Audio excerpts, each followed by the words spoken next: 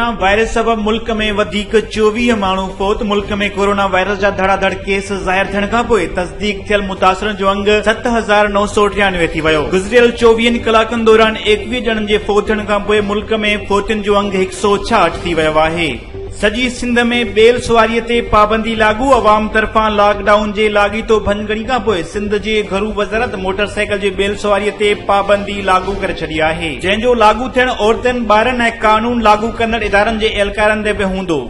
वलायर कश्मीर में ज़िले बारमूला जे इलाक़े में सोपुर में मुजाहिदनि जे हिक हमले में भारतीय पैरा मिलिट्री फोर्स जा 4 एहलकार मारिजी विया ऐं 2 ज़ख़्मी थी पिया। ऐं पेट्रोलियम जे अघनि में 31 रुपया फी लीटर ताईं घटिताईअ जो इम्कान। ईंदड़ महीने खां पेट्रोलियम शयुनि जे अघनि में 31 रुपया लाथ जो इम्कान आहे, जॾहिं त पेट्रोल जी क़ीमत 22 रुपया ऐं डीज़ल जे लीटर ते 31 रुपया लाथ थी सघे थी। ख़बरुनि ऐं न्यूज़ अपडेट्स लाइ ॾिसंदा रहो फास्ट न्यूज़।